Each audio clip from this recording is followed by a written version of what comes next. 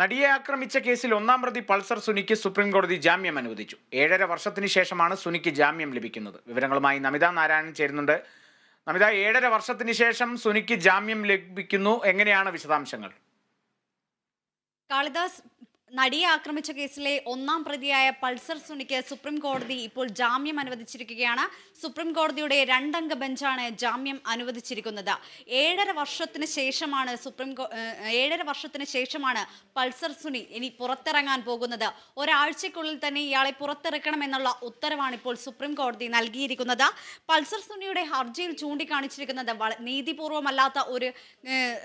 നീതിപൂർവമല്ലാത്ത കാര്യങ്ങളാണ് ഈ വിചാരണയിൽ നടന്നുകൊണ്ടിരിക്കുന്നത്. അതുകൊണ്ട് തന്നെ തനിക്ക് ജാമ്യം വേണമെന്ന ആവശ്യമായിരുന്നു പൾസർ സുനി ഉന്നയിച്ചിട്ടുണ്ടായിരുന്നത്.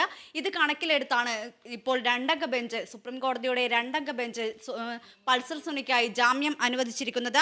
വിചാരണ നടപടികൾ നീണ്ടുപോകുന്നതിനാൽ തന്നെ ഒരാളെ അനന്തമായി തന്നെ ജയിലിൽ അടക്കാനാകില്ല എന്നുള്ള കാര്യം തന്നെയാണ് സുപ്രീം കോടതി ഈ വിഷയത്തിൽ പറഞ്ഞിരിക്കുന്നത്. അതുകൊണ്ട് തന്നെയാണ് ഇയാൾക്കിപ്പോൾ ജാമ്യം അനുവദിച്ചിരിക്കുന്നതും. പൾസർ സുനിയുടെ ഹർജിയിൽ ചൂണ്ടിക്കാണിച്ചിരിക്കുന്ന കാര്യങ്ങൾ എന്ന് പറയുന്നത് കാര്യങ്ങളെയൊക്കെ സംസ്ഥാന സർക്കാർ വളരെ ശക്തമായിട്ട് തന്നെ എതിർത്തിട്ടുണ്ടായിരുന്നു. എന്നാൽ സംസ്ഥാന സർക്കാരിൻ്റെ വാദങ്ങളെ തള്ളി തന്നെയാണ് ഇപ്പോൾ സുപ്രീം കോടതി ഈ ഒരു കാര്യത്തിൽ വിധി ഉണ്ടായിരിക്കുന്നത്. ഏകദേശം ഈ ഒരു പൾസർ സുനി ഹർജിയിൽ ഉന്നയിച്ചത് ദിലീപിൻ്റെ അഭിഭാഷകൻ ക്ലോസ് വിസ്താരങ്ങളൊക്കെ നീട്ടിക്കൊണ്ടു പോവുകയാണ്. ഒരു പോലീസുകാരനെ വിസ്താരം ചെയ്യാനായി ഏകദേശം 85 ദിവസത്തോളമാണ് എടുത്തിട്ടുണ്ടായിരുന്നത്. ഇക്കാര്യങ്ങളൊക്കെ പൾസർ സുനി തൻ്റെ ഹർജിയിൽ ചൂണ്ടിക്കാണിച്ചിട്ടുണ്ടായിരുന്നു. ഇങ്ങനെ കേസുകൾ അനന്തമായി നീണ്ടുപോവുകയാണ്. ഇനിയും 76ഓളം പേരെ വിചാരണ ചെയ്യാൻ ബാക്കിയുണ്ട്. അങ്ങനെയാണെങ്കിൽ ഈ കേസിൻ്റെ നടപടികൾ കൂടുതൽ നീണ്ടുപോകാനുള്ള ഒരു സാധ്യത തന്നെയാണുള്ളത്. താൻ ഏകദേശം 7.5 വർഷമായി ഇപ്പോൾ ജയിലിൽ കിടക്കുന്നു. ഇനിയും കേസ് നീണ്ടുപോവുകയാണ്. മറ്റ് പ്രതികൾക്കൊക്കെ ഈ കേസിൽ ജാമ്യം ലഭിച്ചിട്ടുണ്ടായിരുന്നു. തനിക്കും ജാമ്യം വേണമെന്നുള്ള ആവശ്യം തന്നെയായിരുന്നു പൾസർ സുനി സുപ്രീം കോടതിയെ അറിയിച്ചിട്ടുണ്ടായിരുന്നത്. ഇതൊക്കെ കണക്കിലെടുത്തുകൊണ്ട് തന്നെയാണ് സുപ്രീം കോടതി ഇപ്പോൾ പൾസർ സുനിക്ക് ജാമ്യം അനുവദിച്ചിരിക്കുന്നത്. നടിയെ ആക്രമിച്ച കേസിലാണ് പൾസർ സുനിക്ക് ജാമ്യം അനുവദിച്ചത്. സംസ്ഥാന സർക്കാർ ഈ പൾസർ സുനിയുടെ ഈ വാദങ്ങളൊക്കെ എതിർത്തിട്ടുണ്ടായിരുന്നു. എന്നാൽ സുപ്രീം കോടതി ഇതിനെയൊക്കെ തള്ളിക്കൊണ്ടാണ് ഇപ്പോൾ വിധി പുറപ്പെടുവിച്ചിരിക്കുന്നത്. നീതിപൂർവമായ വിചാരണ ഈ കേസിൽ നടക്കുന്നില്ല എന്ന് തന്നെയാണ് പൾസർ സുനി സുപ്രീം കോടതിയിൽ പറഞ്ഞിട്ടുണ്ടായിരുന്നത്.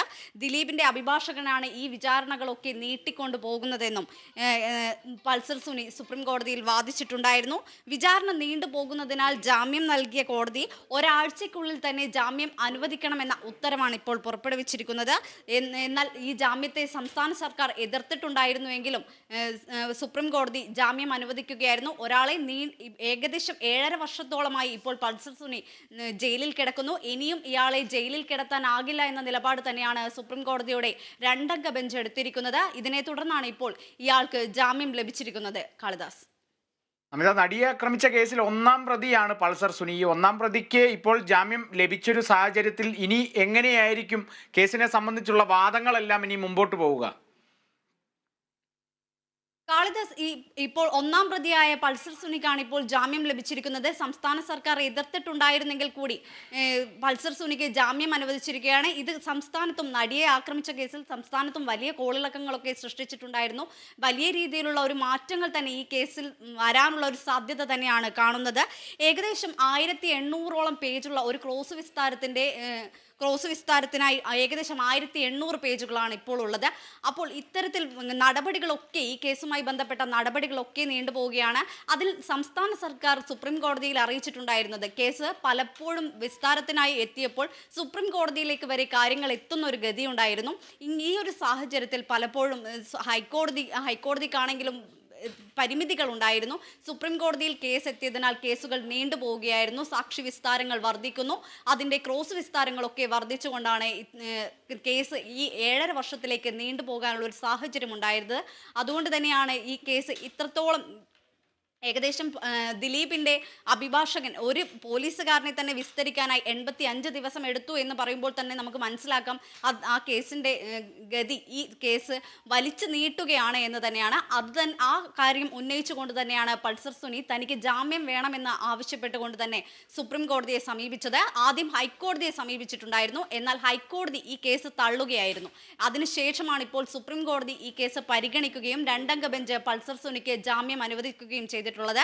കർശന ഉപാധികൾ ഹൈക്കോടതി നൽകുന്ന കർശന ഉപാധികളോടെയായിരിക്കും ജാമ്യം അനുവദിക്കുക എന്നും സുപ്രീം കോടതി വ്യക്തമാക്കിയിട്ടുണ്ട്. കാളിദാസ്. ശരി നമിത, നടിയെ ആക്രമിച്ച കേസിൽ 1-ാം പ്രതി പൾസർ സുനിക്ക് സുപ്രീം കോടതി ജാമ്യം അനുവദിച്ചിരിക്കുകയാണ്. വിശദാംശങ്ങളാണ് നമിത നാരായണൻ നൽകി.